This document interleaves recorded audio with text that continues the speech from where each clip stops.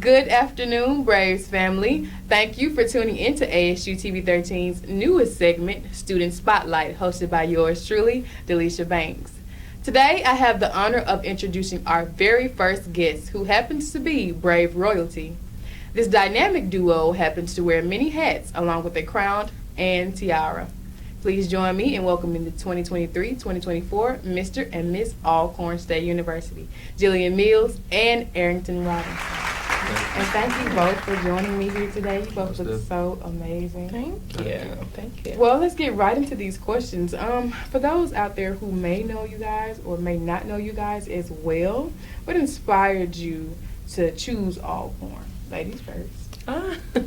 This is such a great question. I would say what inspired me to choose Alcorn is its family-oriented environment and the love that I've always been shown from any Alcornite, no matter whether it's here on campus, from visiting for game days, or in my hometown. That really is what horned me in to make the decision to attend this university.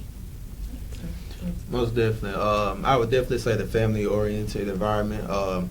It feels like a home away from home, and so like basically when I was choosing my decision, I just wanted somewhere where I could feel love, like or you could feel like this my guy right here, this like we all locked in, but like it was basically just a love heart-filled place. I also am an athlete, so I ran track, so I also got offered to come here and run, so it was just a great overall decision to come here.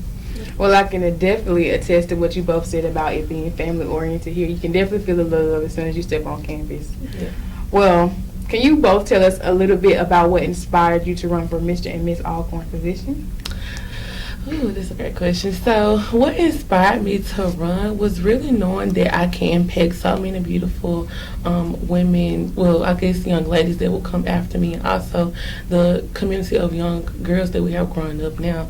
Being in this position is it's really not much about me. Mm-hmm. It's really about the impact that I leave for those who are coming behind me and the representation that I will show others. So knowing that, having that in my mind, knowing that that is what really steered my decision to run for this position. And I also grew up knowing so many Miss Alcorns from Greenville, Mississippi, and they really show the charisma and passion that you're supposed to have as a queen. So that's what ultimately impacted me for running for Miss Alcorn.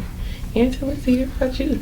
Well, honestly and truly, I would say it was two factors that led me to run for Mr. Alcorn. So back in January of 2020, my uncle was murdered. It was an unfortunate situation, and he also was an Alcornite. So everything that he always told me was, if you're going to do something, let's do it big, take it to new heights, and, just be the best you. So I would say that that's what led me to running for Mr. Alcorn, just just trying to be the best I can possibly be. And I always said that I want to, everything I want to do, I was going to do it for him. So yeah, just that. And then also I came in August of 2020 when y'all were introducing the first Mr. Alcorn, which was Dennis Stevenson.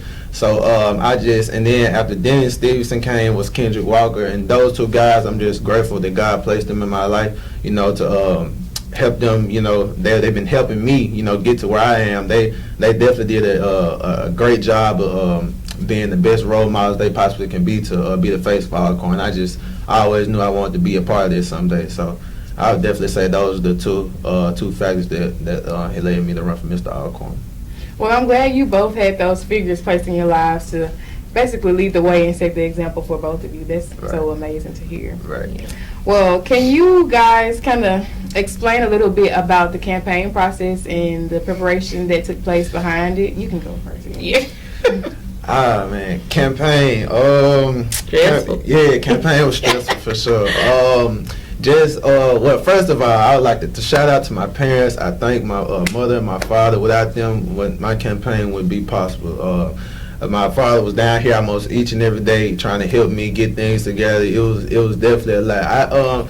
I said like a week before campaign that it wasn't gonna be stressful, but when I got to it, it was just going here and there. But it was definitely fun. I would definitely would I do it again? I probably would, but I would change some things of how I did, be a little bit more organized, But campaign was it was fun, stressful. I enjoyed meeting new people, just putting out the posters, just the process, just the experience. I enjoyed the experience. You know, sometimes, you know, you get too caught up in just trying to do it. You don't really enjoy the experience. So I was just grateful just to be able to run. So it was a fun and stressful process, but we got it done.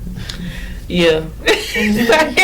Certain things, like Aaron just said, like, it was very stressful. And I know for me, like, I'm the type of person, when I'm under stress, I really think about the stress and not like the overall experience of whatever situation that I'm in. So for me, it was so stressful, but I had so much fun.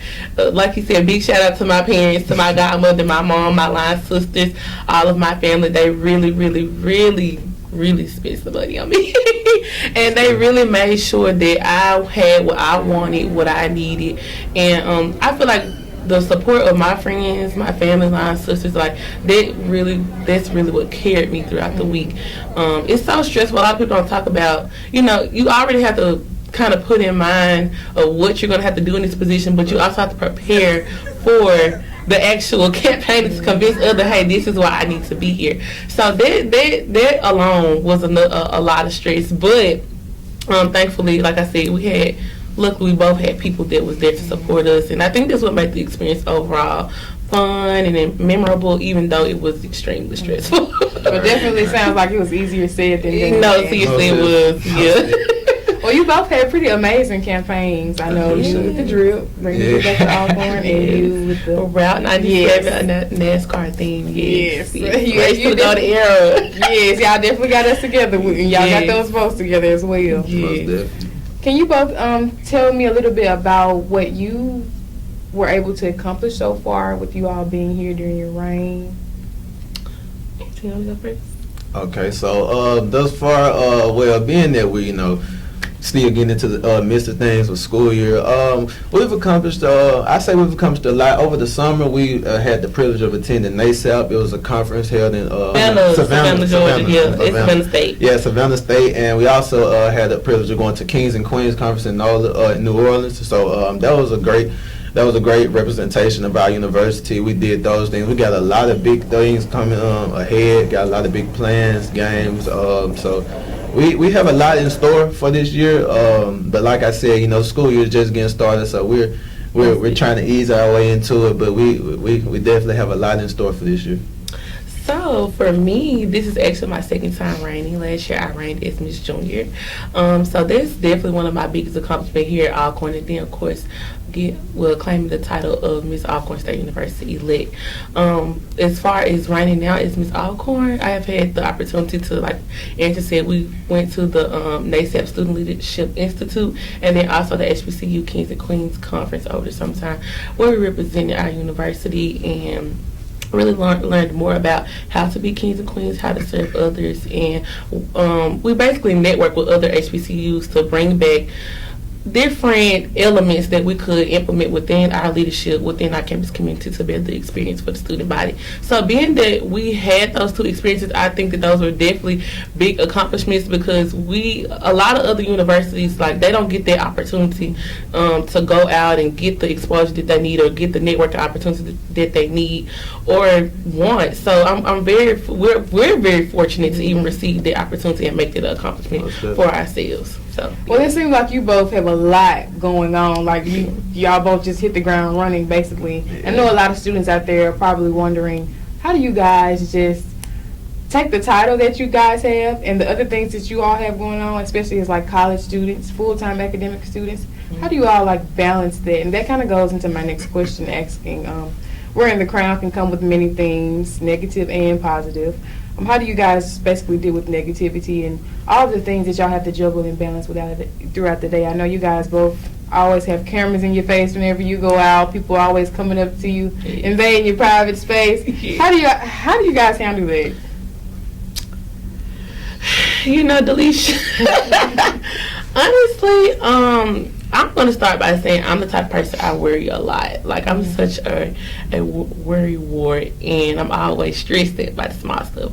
But what I have learned within this position, even as Miss Junior, being a queen, something you just got to let roll off. And you got to pick your battles, and you really have to figure out what's important to worry about and what's important not to worry about. And I guess kind of like we said, something with campaigning, although this can be stressful, but we're trying our best to live in the moment and just really, take advantage of this experience, because this is only a once in a lifetime opportunity. Of course, our impact and our legacy will always be here and it will always remain. However, actually being in this moment is only, once of a lifetime. So, really, I try my best with the help of editing as well, not to focus on so many negatives and what could go wrong or what might not go my way, or I try my best to come back to planet Earth and not planet Jill and just be like, okay, well, Jill, this is, let's not sweat that, let's not do that, So that's one thing, but also another thing, because I know you said something about like cameras and everything. I try my best to be as transparent with the student body as I can, because I don't want to make it seem like I'm in this position and I'm up here and everyone is right there. So I just try my best to be personable with everyone and be like I said, transparent. So that'll kind of help aid in my experience as well, and also you getting to know me, I guess. So yeah. That's all I said. Most definitely. Well, as far as me handling negativity, how do I do that? I always lived off the motto of control what you can control. So Tim did all the time. That's a good point. Yeah. So if I can just control what I can control, I feel like that would take me a lot farther. Because of course, everybody gonna have something negative to say. They talked about Jesus a bit. So of course they gonna talk about me, But my biggest thing is prioritization. Like, I have to prioritize what's important. So being that I'm an athlete and also a campus king, I'm a part of my fraternity as well. I have a lot, on my hands to juggle, but I can't let what somebody say over here, bring me down when I know it's not important. I will acknowledge it, but I can't let it get to me, because I have a lot more other things that's on my plate. So I would say I prioritize all the big things, what's important. Like Jill said, it just putting the right cards first. Just don't want to have negative thoughts bring you down, because sometimes words can really tear you down, but it's about what you let affect you. And you had asked a question about the cameras and everything. Well, I would say I'm not an introvert. I say I'm an extrovert. So the cameras really don't bother me, but it's me. It don't bother me, but I like she said, I don't want to sing too high, where I can't talk to people, where if you get this position now, and that's not even our personality. Now you can't talk to me now. Yeah. I'm always be just a down to earth cool guy. So I be chilling though. Yeah. Well, in regards to cameras and personalities, it seems like you both just hit it off. Your chemistry is everything, and we're so glad to have you as our king and queen. Thank you. Well, that's all the time that we have for today. Thank you both again for joining me, and thank you for watching. Remember, it's a good day to be brave, so dare to be brave.